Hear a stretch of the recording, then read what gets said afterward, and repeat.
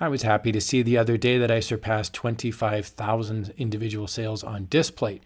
And so in this video, my hope is to inspire you. If you think like, oh, print on demand is too hard and I can't do it, I'm living proof that anybody with enough time and energy can get some pretty good results. So in this video, I'm going to share with you 5 tips on how you can get more sales on Displate, but also just more sales in print on demand in general. So let's jump in. Tip number 1 is niche marketing. I've said it before, I'll say it again. You must be able to compete in a niche that either has really crappy designs or just not very many designs. So here's a great example of a niche that has just a ton of competition.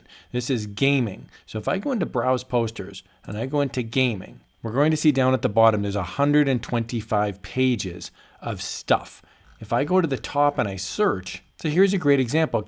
Gaming Kids Room gets back 496 results. That's not that many considering how popular of a genre this is. Now, of course, there's going to be trademark stuff. Displate does have licensed displays, but there's also lots of stuff here like cats, there's a goose, there's just some text, there's all sorts of neon and fluorescent designs. There's really simple stuff too that you could have.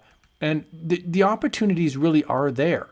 The trick is to find these niches and then make designs in these niches. 496 is just not that much for a niche that's really based on gaming and kids. Tip number 2 is to use some sort of texture to make your design stand out. So I'm using Kittle, for example, to make a Displate. Just a heads up, if you like what you see on Kittle, I'll put a link in the video description below. It is an affiliate link. That just means if you purchase something on Kittle, I would receive a small commission.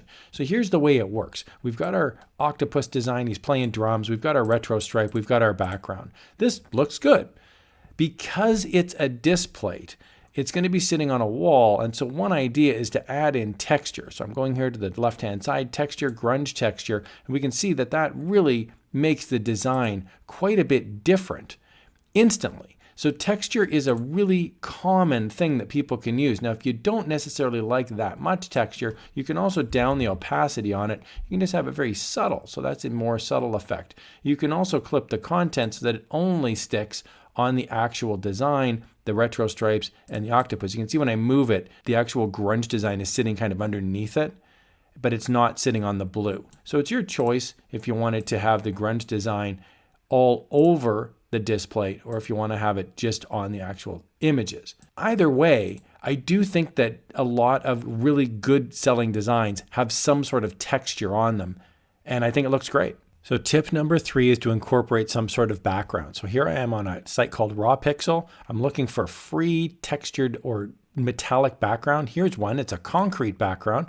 I think we can use this. Concrete texture, free, public domain. I'm going to download this. I'm going to download it as the largest file size is 5472 by 3648, 300 dpi. That will work for a Displate. I'm going to click free download. So here's a relatively boring design that probably won't get many sales. Let's see if we can use our concrete background to make this design better. I'm going to place my background. Okay, there's my background. I'm going to just stretch them out now to be the size of the Displate template. I'm going to rasterize the layer, and then we'll push the layer down to the bottom. And now I'm simply just going to make these into soft light. Now I'm using Photoshop, but you could do something similar. And if you think it's a little bit too light, you can just duplicate the layer. And when you duplicate the layer, it just adds in a secondary layer, which makes it a bit darker. So there is just instantly, I think that looks 100 times better. Someone would hang that up on their wall because it looks now like it's a photograph of a piece of graffiti art off of a wall. You could imagine this on the side of a building versus just a metal plate. You can also just embrace the graffiti element, the street art element. Here I've got coffee was here. And here's an example of where I would just lean into the whole graffiti concrete element. And I think that that looks even better because you're really just now playing on the whole graffiti artwork element. Tip number 4 is to use public domain assets. It's like a free brand, world-class brand. Yes, the best things in life really are free. Here's the Mona Lisa. This is on Wikipedia.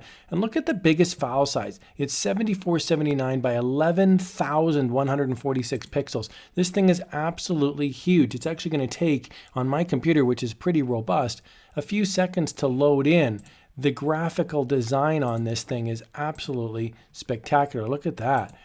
So I would recommend that you check out things like masterpieces, paintings, Renaissance things. And then there's also this website. This is called Comic Book Plus. And I'm just going to go here to categories. I'm going to go to romance. And there's 6 pages of romance comics. You can go in here and you can find comic book covers. You can go inside the comic book. These are old vintage illustrations that are in the public domain. There's all sorts of retro pop art sitting inside the pages of Comic Book Plus. So don't forget about masterpieces. Don't forget about public domain assets. Don't forget about comic books. Tip number 5 is to really put some thought into why people are buying Displates and then match that need. So here I am back on Kindle, and I've just got a wolf design sitting on sort of a metallic red background. Now you might think, oh, this would be a great gaming design, or this would be really good. And there's nothing wrong with this. But if you're not making sales and you're wondering what you can do to take it to the next level, what I would suggest is ask yourself, why would somebody buy a Displate with this picture on it?